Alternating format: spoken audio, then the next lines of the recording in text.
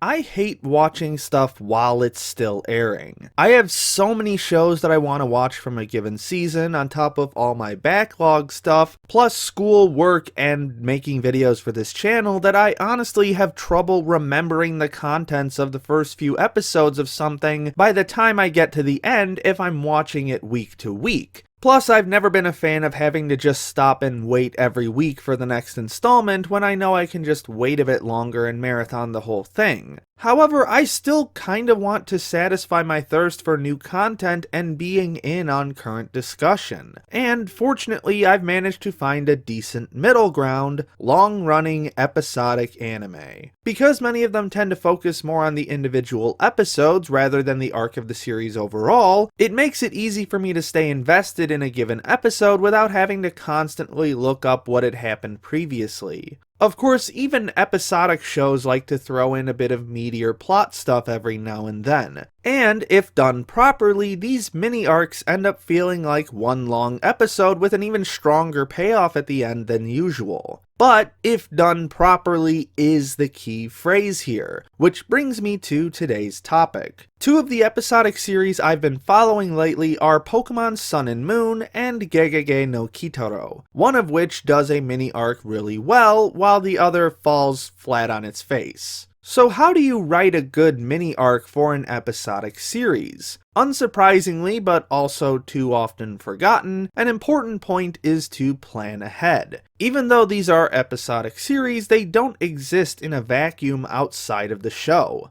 A mini-arc for an episodic series often feels like a big event because a single story is given significantly more screen time than all the other stories in the series. So, while it's not absolutely necessary, setting up hints for that arc in the episodes leading up to it will get the audience more excited for when that arc finally arrives. The Necrozma arc in Pokemon Sun and Moon is a great example of this. The earliest hints of the plot revolving around Necrozma come in episode 74 with Giovanni trying to pry the information out of Nanu, and Ash and Acerola discussing the myth surrounding Necrozma and the creation of the Alola region. Technically, you could even say that the build-up for this arc started all the way back in episode 67 with the introduction of Poipole, considering that Poipole's emotional arc and return to Ultra Space is directly tied into the Necrozma plot. So in that sense, the anticipation for this arc had been building for 20 episodes, and thus that gratifying release when the arc finally arrived was significantly higher than if it had just appeared out of nowhere.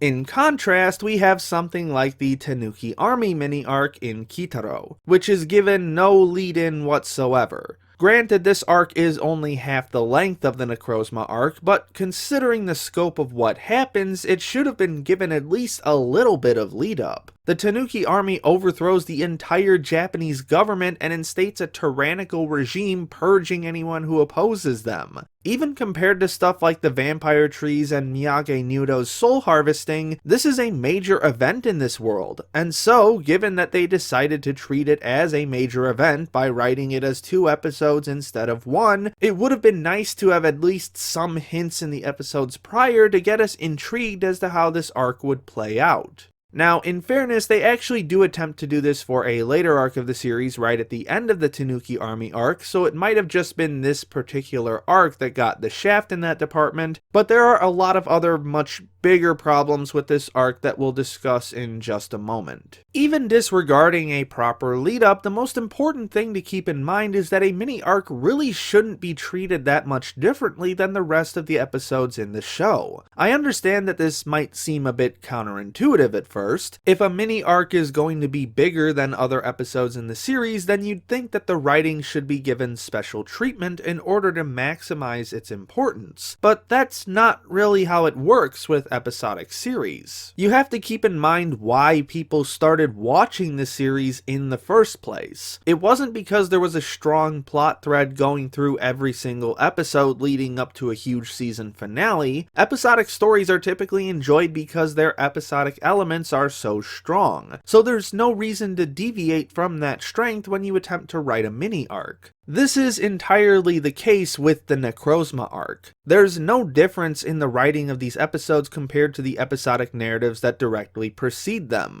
It starts with an intriguing premise: adults all over Alola seem to have lost their energy and motivation to do anything, and thus leads Ash and the others to discover what the problem is, eventually dragging them into the larger Necrozma arc as a whole. The stakes are certainly much higher, with the fate of Solgaleo, Lunala, and the entire Alola region hanging in the balance, but that doesn't change the actual writing of the episode in general. Ash and the others still act like they normally do when they go take on an Ultra Beast. It's just that the battle ends up being divided into multiple parts because it takes so long. Additionally, the strong thematic elements that most of Sun and Moon's episodes rely on are still present as well, just with more weight to them on the whole, since the arc is so much longer than a single episode, thus allowing the writers to dwell on said themes for an extended period. From almost the very beginning of the series itself, the basic ideas of sharing and cooperation have been firmly embedded in the cultural mindset of Alola and its citizens. So the fact that the Necrozma arc not only relies heavily on these elements, but further expands on them using Alolan lore, shows that this arc is birthed from the foundations of the series itself, rather than just the writers having a desire to create a longer story covering multiple episodes. What's more, Poipol's arc is also incorporated into these themes. While chasing after Necrozma, the Ultra Guardians run into a nest of Poipol, which they learn is where Ash's Poipol initially came from, and that Poipol had been sent out on a mission to search for a better location to move their nest to after Necrozma's sleep drained the life from their current home. The nest's queen, Naganadel, asks that the Ultra Guardians leave Necrozma be so that it can absorb Solgaleo and Lunala's energy in order to fully restore its power, thus allowing it to revitalize the land that the Poipol inhabit. It presents a surprisingly complex situation for the Ultra Guardians to deal with. Do they save Solgaleo and Lunala from Necrozma, or do they leave them be so that the Poipol can return to the prosperous life they once had? Of course, this being Pokemon, the obvious answer is, why not both? Thus leading Ash and everyone else in Alola to share their own energy with Necrozma. Much like many of the other Ultra Beasts they've encountered, the problem isn't solved by being stronger than Necrozma and defeating it in battle, but rather by finding a way that both sides can cooperate peacefully. And again, it expands the main themes of sharing and cooperation to a region-wide level, while also invoking some clever imagery that shares a similar theme that older anime fans might appreciate, something that Sun and Moon has made quite a habit of so far, to match the stakes that the arc has set up. Even though the stakes are so much higher and the scale of events so much larger than before, it still retains the same basic writing structure of Sun and Moon that makes it such an exciting series to watch. This is a lesson that the Tanuki Army arc could have learned a great deal from, because it fails at being an engaging Kitarou story on so many different levels. If you're unfamiliar, the basic framework of a Kitarou episode works like this. Some mysterious event or phenomenon is observed by our main characters, usually the human insert character Mana, and said problem typically ends up being related to a particular yokai. Thus, it falls on Kitarou and his friends to figure out a way to fix the supernatural mess that's been created and keep the world in balance. Additionally, there's usually a very blatant attempt at social commentary within each episode, using the yokai as metaphors for societal issues that need to be remedied, be it abusive work environments or inappropriate romantic behavior. The biggest problem with the Tanuki Army arc is that it completely fails at almost everything I just mentioned. The episode opens on the Tanuki Army using the Red Moon, which happens to be a yokai egg, to send Japan into a frenzy. When the Japanese government tries to blow up the fake moon, they end up causing it to hatch into a giant yokai with the potential to cause massive destruction, thus forcing the government to surrender to the Tanuki, who, as mentioned earlier, enforce a system that removes anyone who appears to be against the new Tanuki regime. The only way for the Tanuki to be stopped is by destroying a stone pillar that contains their power. After a long succession of trial and error, Kitarou and his friends eventually manage to destroy the pillar and defeat the giant yokai, returning Japan to a state of normalcy. The problem with this, however, lies in how the solution to this arc is accomplished by its characters. That being that it's just one long succession of fight scenes with no weight to them whatsoever. While most of Kitarou's episodes do end with a big punch-up of sorts, they're also accompanied by the social commentary I mentioned to reinforce whatever message that particular story is trying to send. For this mini arc, it initially looks like they're trying to go for something about how the Japanese government is incompetent or reluctant to take action. In episode 11, the Prime Minister is constantly going on about how someone will have to take responsibility if something goes wrong. And when she tells the Tanuki that they will have to take responsibility when they take over Japan, and they accept said responsibility, she seems to hand over control with almost no reservations whatsoever. Sounds like an interesting idea, right?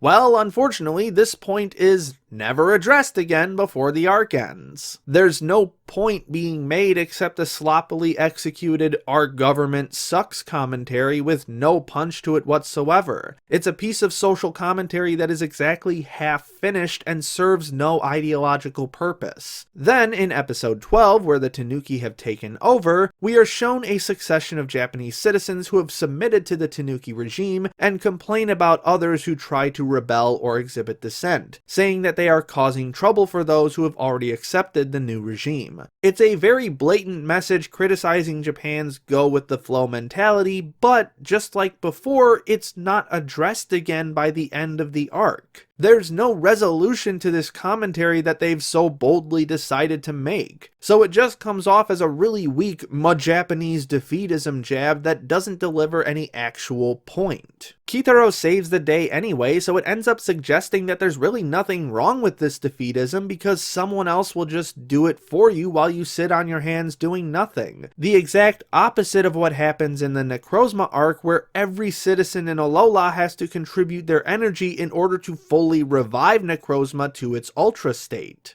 So, with the social commentary aspects falling flat, all that leaves is one group of yokai fighting another group of yokai, turning it into a generic action series with no uniqueness to it. In fact, I'd almost say that the social commentary wasn't completed because the writers wanted this to have a heavier action vibe than the previous episodic stories had. At least 2/3 of episode 12 are dedicated just to the fight between Kitarou's friends and the Tanuki army, where they all get to show off their special powers like they're imitating an arc from Naruto or something. By the end, I'm not even sure what the lamest aspect of this episode is. The way that Kitarou's allies peel off one by one to keep the enemy at bay like it's some dramatic action flick. The fact that Mana uses power of friendship to reverse the curse on her put on by the Tanuki. Or that Kitarou just straight up kills the giant yokai, which, need I remind you, wasn't actually trying to take over Japan itself and was just being controlled by the Tanuki, with a super-powered spirit gun.